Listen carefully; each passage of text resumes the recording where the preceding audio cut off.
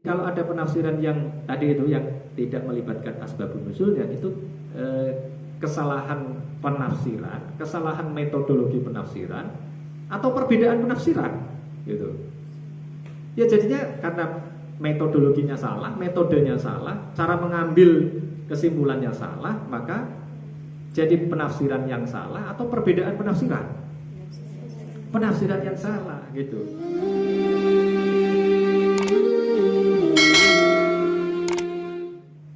Assalamualaikum warahmatullahi wabarakatuh.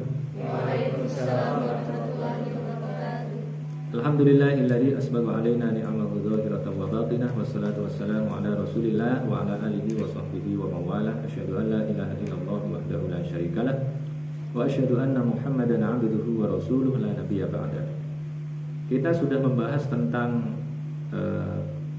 dasar-dasar kepercayaan, dan kita sudah membahas juga tentang ayat-ayat yang digunakan oleh kaum yang berpaham pluralisme, yang menjadikan ayat-ayat tertentu di dalam Al-Quran secara sembarangan untuk menjadi dasar bagi argumen pluralisme agama itu. Misalnya yang kita angkat kemarin adalah ayat 62 surat Al-Baqarah, innal ladzina amanu wal ladzina hadu wan nasara wasabiina man amana billahi wal yaumil akhir wa amila sholihan falahum ajruhum 'inda rabbihim wala khaufun 'alaihim wala hum yahzanun. Yang dalam konteks ini memang banyak juga tokoh-tokoh Islam yang, ya saya menyebutnya asal comot saja, tokoh intelektual muslim yang menjadikan ini sebagai dasar argumentasi bagi pluralisme agama. Padahal tidak. Saya sudah menegaskan kemarin dengan mengutip asbabun nuzul yang dikemukakan oleh siapa? Ibnu Katsir misalnya. Dan itu tidak hanya Ibnu Katsir, banyak ya yang menyampaikan tentang asbabun nuzulnya. Konteksnya adalah Salman Al-Farisi pada saat itu melaporkan kepada Nabi Muhammad bahwa sahabat-sahabatnya dulu banyak yang beriman kepada Allah, sholat, puasa, ya, tentu saja sesuai dengan tuntunan agama sebelumnya, dan mereka beriman kepada akan ada Rasul terakhir bernama Muhammad. Nah, tapi kemudian Nabi Muhammad mengatakan mereka itu di dalam neraka. Nah, kemudian Salman sedih. Nah, kemudian diturunkanlah ayat itu, innal ladzina amanu wal ladzina hadu, dan seterusnya itu. Ini kemudian mengoreksi apa yang disampaikan oleh Rasulullah. Ya, Rasulullah mendapatkan petunjuk, berarti bukan Rasulullah salah, ya, tapi Rasulullah mendapatkan petunjuk. Karena tadi dia menjawab mereka ada di dalam neraka, tetapi kemudian dikoreksi oleh Al-Quran, ditunjukkan oleh Al-Quran, mendapatkan petunjuk bahwa mereka tidak di dalam neraka, tetapi mereka berada di dalam surga. Man amana billahi wal yaumil akhir wa amila sholihan falahum ajruhum 'inda rabbihim wala khaufun 'alaihim wala hum yahzanun. Lalu apakah ini bukan sekedar perbedaan penafsiran? Nah, gitu. Pertanyaannya kan begitu kan. Yang muncul sebagai respon dari kajian kita ini adalah itu diantaranya. Apakah itu tidak sekedar perbedaan penafsiran? Menurut saya tidak. Ya, kita bisa mengkaji ini secara objektif. Di dalam Al-Quran ada ayat-ayat yang memang rigid, ya.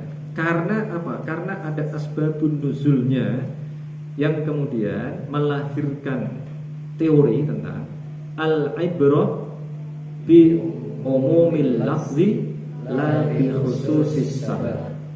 Ya. Ibrah itu pengertian, kesimpulan bisa kita tarik dari mana? Dari umumnya lafaz, la bi khususis sabab. Tidak dengan khususnya sabab.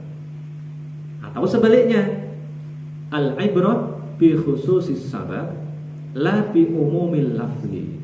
Ibrah itu atau simpulan, ya, pengertian itu bisa kita tarik dengan sabab yang khusus. Ini ada sabab khususnya ini, ya.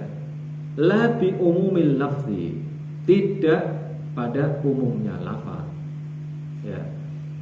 Contoh al-ibrah bi umumil lafzi la bi khususis sabab mana? Al-ibrah bi umumil lafzi, dengan umumnya lafaz mana? An-Nahl misalnya itu man kafara billahi min ba'di imanihi illa man ukriha wa qalbuhu mutmainnun bil iman walakin man syarha bil kufri sadran fa alaihim ghadabun minallahi wa lahum adzabun azim. Itu umum, ya, berlaku umum. Barang siapa yang ingkar kepada Allah sesudah dia iman, maka itu adalah sebuah kekeliruan besar. Itu dia mengaku kafir, ya, tidak Islam lagi, tidak mukmin lagi, itu adalah kekeliruan besar, itu adalah dosa. Itu kemudian dilanjutkan illa man ukriha, kecuali orang itu dipaksa, padahal wa qalbuhu mutmainnun bil iman, padahal hatinya adalah hati yang tetap di dalam iman. Itu, ya, kasus siapa ini? Kasusnya adalah kasus Ammar bin Yasir. Walaupun itu dialami oleh Ammar bin Yasir, tetapi kalau dalam konteks sekarang ini ada orang yang mengalami itu, ya boleh, ya, ayat ini berlaku. Ya, apakah zaman sekarang nggak berlaku? Apakah zaman sekarang nggak ada peristiwa begitu itu? Ada, itu baru kemarin di Malaysia, silakan diketik itu. Ada ada dua orang, ya, ada dua orang pekerja yang mereka dilarang berpuasa oleh bosnya, kemudian digebukin itu. Ya, artinya apa? Kasus-kasus begitu itu akan selalu ada. Maka ayat begini ini bisa dijadikan sebagai rujukan, ya. Nah, apalagi misalnya kalau perbedaan penafsiran itu kita bisa melihat kasus ini, walaupun sebenarnya kecenderungannya juga jelas. Kasus itu loh, soal wudhu. Apakah orang yang menyentuh mushaf itu harus wudhu dulu atau tidak perlu wudhu? Dengan menggunakan ayat Al-Waqiah itu, ya, ayat berapa? 79. Innahu laqur'anun karim fi kitabim maknun la yamassuhu illal mutahharun. Innahu laqur'anun karim. Sesungguhnya ia adalah Al-Qur'an yang mulia. Fi kitabim maknun, di dalam fi kitabim maknun, di dalam ketetapan maknun. Apa artinya maknun? Yang tersembunyi. Fi kitabim maknun, ya, ada kitabim maknun. Terus apa lagi? La yamassuhu illal mutahharun. Karena tersembunyi tadi itu, la yamassuhu illal mutahharun, tidak menyentuhnya. Kalau saya mengartikan sekarang ini, nah ini kalau itu diartikan secara literal, tidak menyentuhnya kecuali orang-orang yang disucikan, gitu. Nah, kalau tadi itu, ini adalah Quran yang mulia di dalam ketetapan yang tersembunyi. Di mana itu tempatnya? Di Lauh Mahfuz, gitu. Kalau tanya tempat, ya, ini kan bukan tempat itu. La yamassuhu illal mutahharun, di Lauh Mahfuz. La yamassuhu illal mutahharun, tidak menyentuhnya kecuali orang-orang yang disucikan. Persoalannya sekarang adalah al-mutahharun itu siapa? Al-mutahharun di situ siapa? Illal mutahharun siapa di situ? Yang ada di situ siapa? Malaikat, ya. Yang bisa mengakses itu adalah malaikat, dan malaikatnya malaikat khusus itu. Siapa malaikatnya? Malaikat Jibril yang kemudian menyampaikan Al-Qur'an itu kepada Nabi Muhammad. Begitu, malaikat penyampai wahyu. Jadi tidak bisa mengakses itu kecuali malaikat-malaikat yang disucikan. Jadi malaikatnya itu malaikat pilihan, ya, levelnya aja berarti. Levelnya itu yang malaikat Jibril tadi itu. Nah, kenapa ada ayat yang begitu itu? Ingat nggak bahwa ada kasus bahwa sesungguhnya jin, ya, setan, ya, itu berusaha untuk mengakses sesuatu yang di Lauh Mahfuz, tetapi tidak mampu untuk melakukannya. Karena apa? Karena dilempar dengan api. Mana? Illa manis tarafas sam'a fa'atba'ahu shihabun mubin. Nah itu, kecuali orang yang mencuri-curi dengar. Illa manis tarafas sam'a fa'atba'ahu shihabun mubin. Ya kan? Surat apa itu?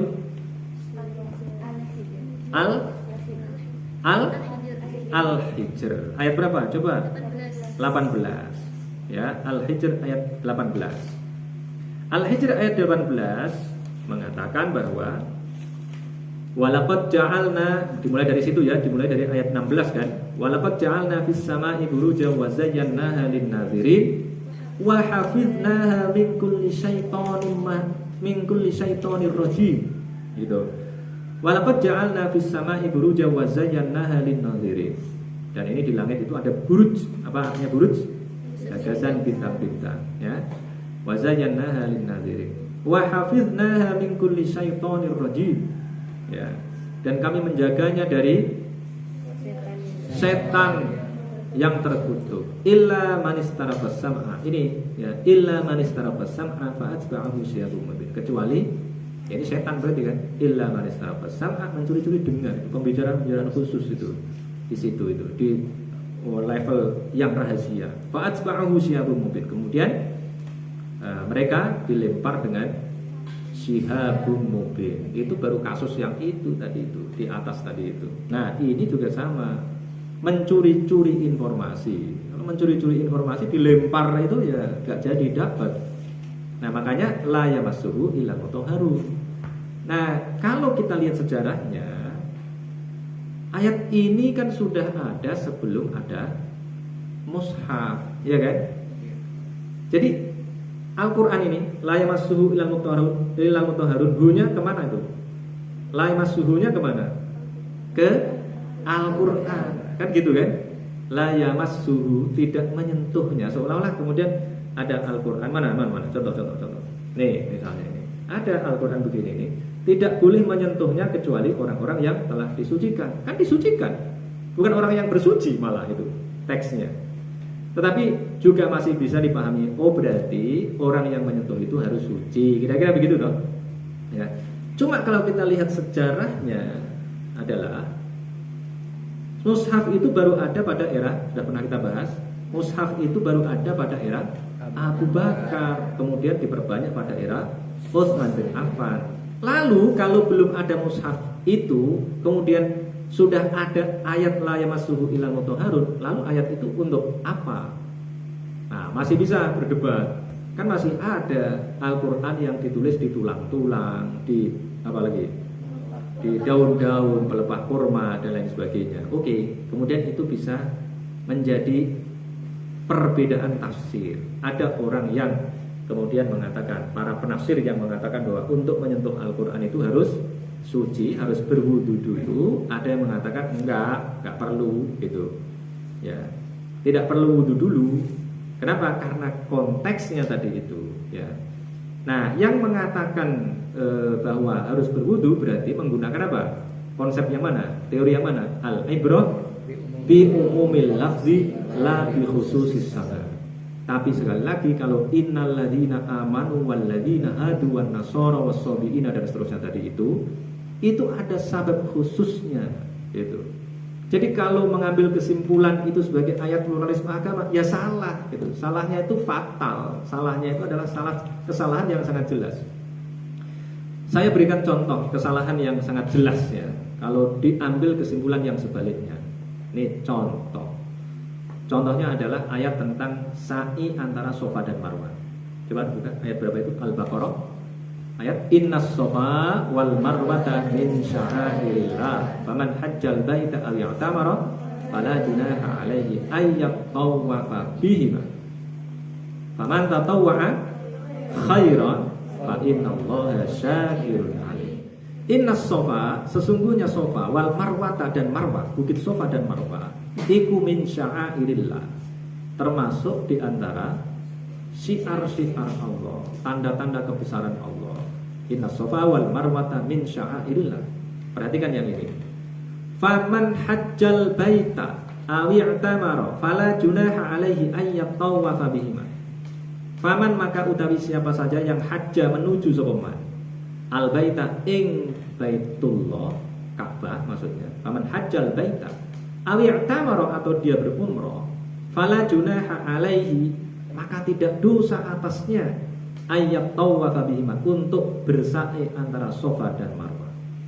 Kalau di situ dinyatakan maka tidak ada dosa untuk sa'i antara Safa dan Marwah. Kalau kalian haji atau umroh, maka tidak dosa kalau sa'i antara Safa dan Marwah. Berarti lebih baik dilakukan atau kalau berdasarkan teks ini apa adanya, lebih baik dilakukan atau lebih baik tidak dilakukan?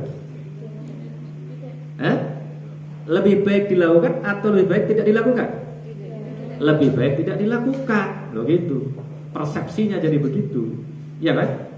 Logikanya begitu kan?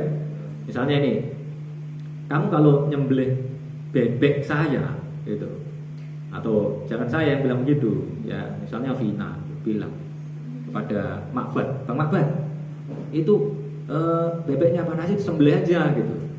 Wah gimana kok disembelih? Enggak dosa itu nyembelih bebeknya itu gitu. Kan kita anaknya, anak ideologisnya juga, ya gitu, ya. Ya kalau anak ideologisnya ya kita ikut punya juga, ya enggak dosa gitu. Kalau nyembelih itu enggak dosa, itu lebih baik nyembelih atau lebih baik enggak nyembelih? Ya lebih baik enggak nyembelih gitu kan. Karena masih agak ada ragu-ragu dikit, ini beneran apa enggak? Nah anaknya beneran apa enggak kan gitu.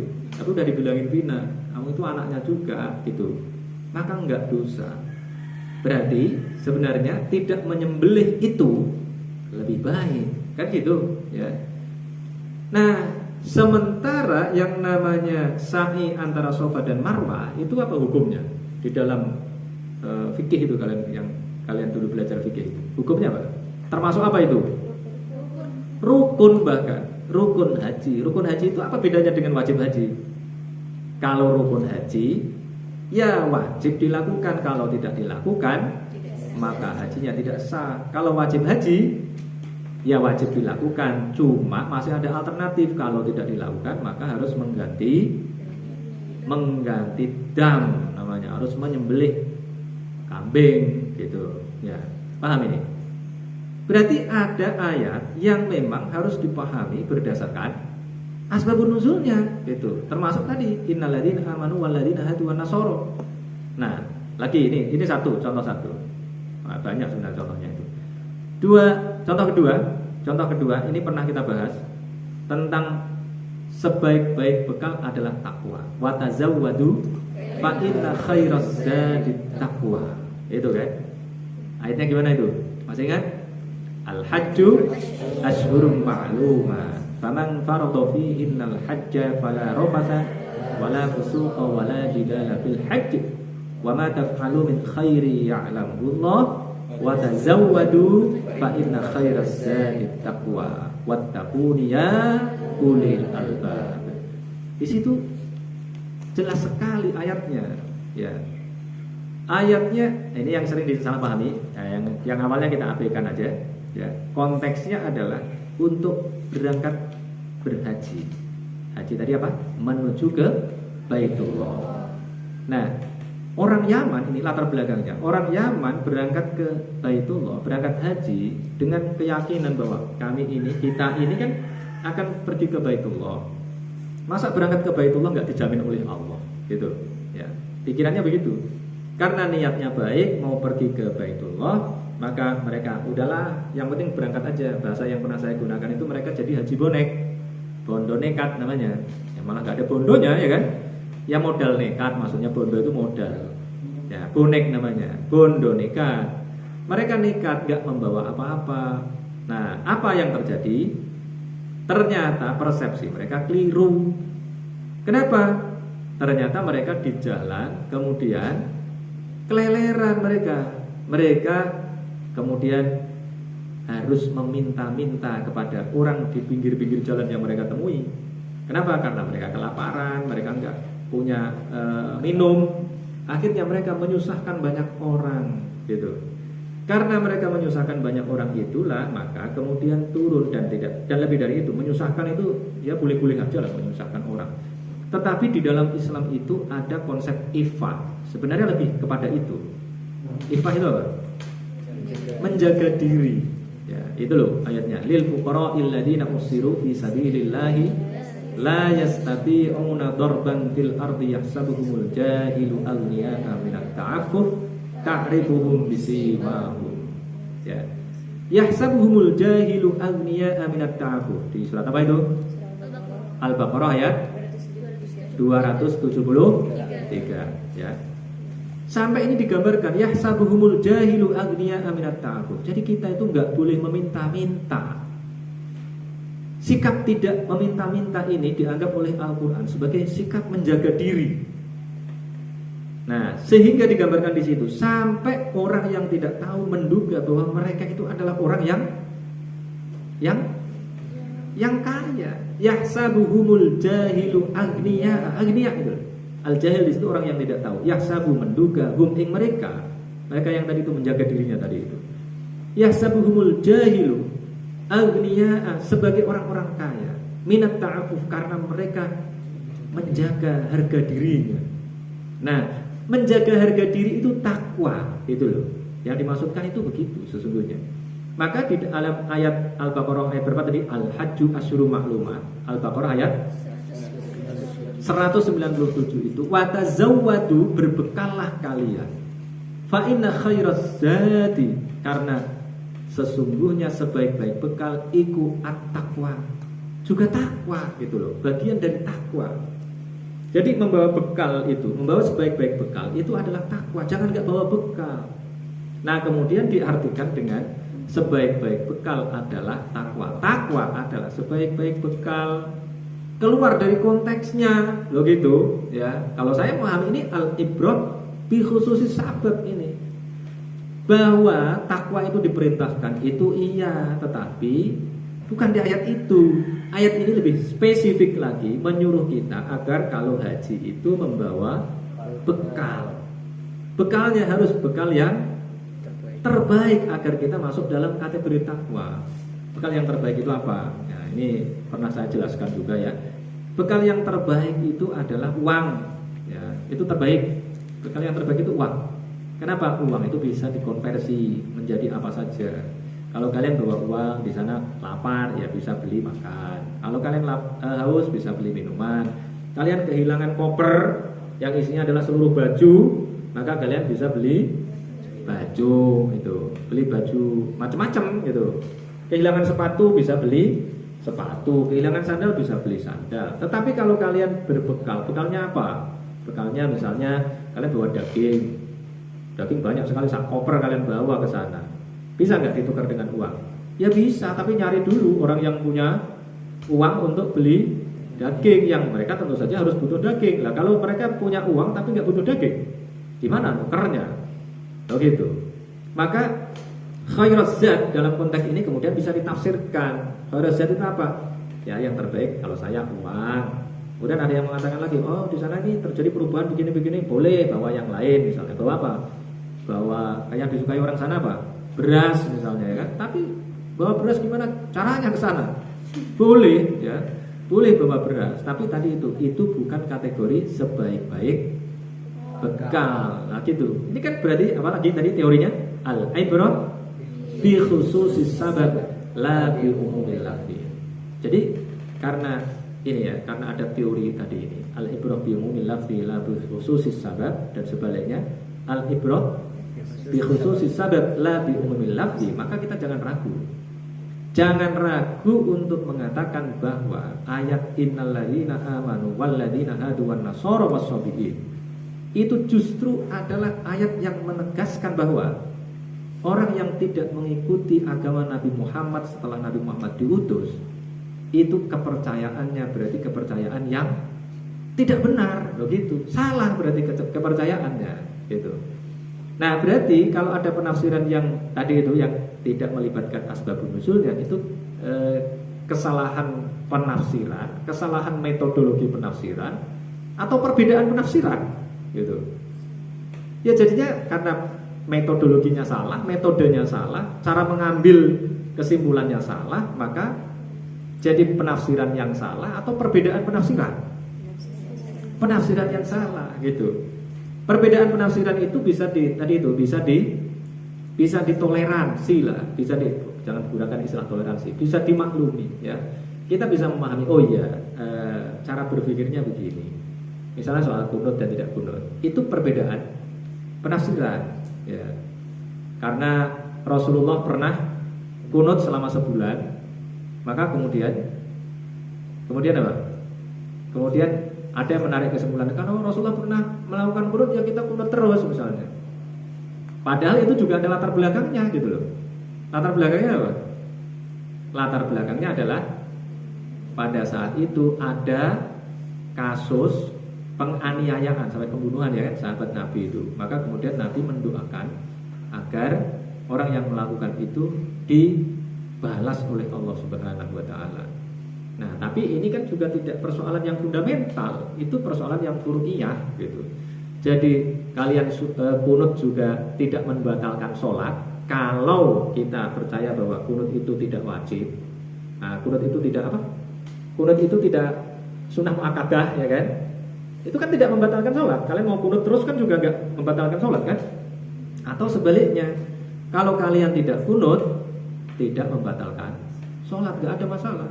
Tetapi kalau masalah iman ini masalah fundamental, ya, maka kita nggak bisa main-main di sini. Jadi kita harus menegaskan ini untuk menjaga iman kita ini dengan tadi itu dengan argumentasi berdasarkan asbabun nuzul yang jelas. Karena itu begini ya, ini kalian kan instruktur, jadi harus memberikan perspektif ini agar anak-anak atau kader-kader kita ini tidak mengartikan Al-Quran ini sembarangan, ya. Karena untuk bisa mengartikan Al-Quran itu butuh berbagai macam perangkat. Ada yang mengatakan 13 ilmu alat yang harus dikuasai. Ada yang mengatakan 15 ilmu alat, mulai dari nahwu, shorof, balaghah sampai asbabun nuzul, nasikh dan mansukh. Dan asbabun nuzul itu adalah salah satu pembahasan penting di dalam kajian ulumul Quran gitu. Wah, kalau nggak penting ya tadi itu rusak semua ya. Kalau tidak dijadikan sebagai salah satu prasyarat untuk menafsirkan Al-Quran, ya tadi kesimpulannya bisa salah-salah gitu. Maka tidak cukup hanya dengan menguasai bahasa Arab yang biasa-biasa tadi itu, tetapi juga harus menguasai, kalau di dalam tradisi keilmuan namanya apa? Ya apa itu? Sirah nabawiyah. Ya, sirah nabawiyah harus kalian kuasai dengan baik. Karena sirah nabawiyah itulah yang menjadi bagian dari disiplin kajian asbabun nuzul. Nah gitu. Dari situlah kita mengetahui, oh pada zaman Nabi itu telah pernah terjadi ini, pernah terjadi ini. Bahkan yang tadi itu, inna sofa wal marwata min sya'airillah, itu membuat salah seorang sahabat itu bertanya pada siapa? Pada Ibu Aisyah. Ya. Karena sahabat sudah tahu bahwa, loh, ini sa'i antara sofa dan marwah kan wajib, tapi kok ayatnya inna sofa wal marwata min sya'airillah gitu. Kemudian dijelaskan oleh Ibu Aisyah. Tadi belum saya jelasin malah ya asbabun nuzulnya ya kan.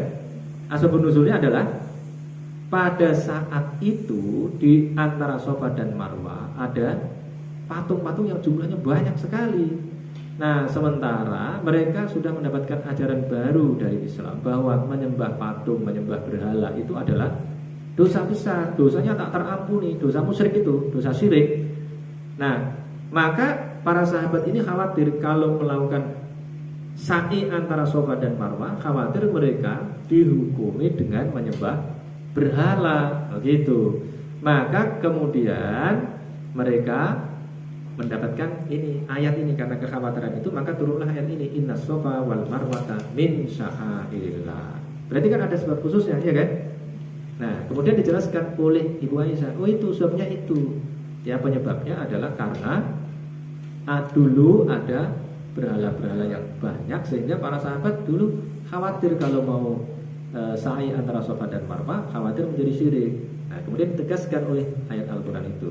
Nah, saya ingin menegaskan sekali lagi ayat innal ladzina amanu wal ladzina hadu wan nasara was-sabiina man amana billahi wal yaumil akhir wa amila sholihan falahum ajruhum inda rabbihim wa la khaufun 'alaihim wa la hum yahzanun.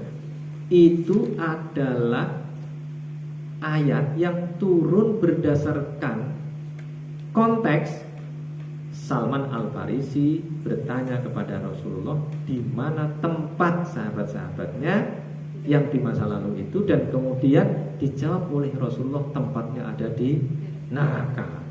Paham ya sampai di sini? Jelas kan? Jadi ini bukan perbedaan penafsiran ini, ya. Ini kesalahan penafsiran gitu. Ini kesalahan pemahaman, karena kalau kita lihat orang-orang yang menggunakan ayat itu sebagai ayat pluralisme agama itu tidak mencantumkan asbabun nuzulnya. Nah gitu. Ya, jadi jangan ragu. Hal ini harus saya tegaskan, jangan ragu sampai saya ulang tadi itu. Ya, jangan ragu. Dan kalian harus bisa menjelaskan ini kepada para kader agar mereka tidak kalah ya kalau harus berdebat, harus berargumentasi. Berdebat kan boleh dalam Al-Qur'an. Yang penting wajadilhum billati hiya ahsan ya. Berdebatlah dengan mereka dengan cara yang lebih baik. Gitu ya. Saya kira ini penjelasan saya cukup lah ya tentang ini. Jadi sekali lagi perangkat-perangkat itu harus dikuasai. Perangkat ini kalian sebagai instruktur ya harus menguasai ini dengan baik, jangan sampai tidak. Dan ingatkan kepada kader-kader bahwa Al-Quran ini bukan kitab yang simple, tapi adalah kitab yang complicated. Untuk memahami satu ayat harus melibatkannya dengan ayat-ayat yang lain. Yang ini perlu saya ulangi lagi, bahwa kalau kita mengambil satu ayat, mengambil kesimpulan dari satu ayat, maka kalian harus meyakini bahwa kesimpulan kalian itu salah ya. Kalau sudah melibatkan ayat yang lain, kemudian apalagi ditambah hadis, satu ayat yang lain, satu hadis yang lain, kalian boleh merasa apa? Sudah mulai benar, begitu loh. Tapi kalau sudah melibatkan banyak ayat, nah boleh ya merasa bahwa 99% pemahaman kita atau penafsiran kita itu adalah penafsiran yang benar. Tapi kalau belum begitu, ya nggak bisa. Maka sekali lagi itu menghafalkan Al-Quran itu menjadi sangat penting. Menghafalkan hadis itu penting. Persoalannya kalau menghafalkan Al-Quran itu masih lumayan mudah, tapi menghafalkan hadis itu tidak mudah ya kan. Harus ada effort tertentu, harus ada effort khusus. Dan itu harus kita lakukan. Cukup dulu. Assalamualaikum warahmatullahi wabarakatuh. Waalaikumsalam.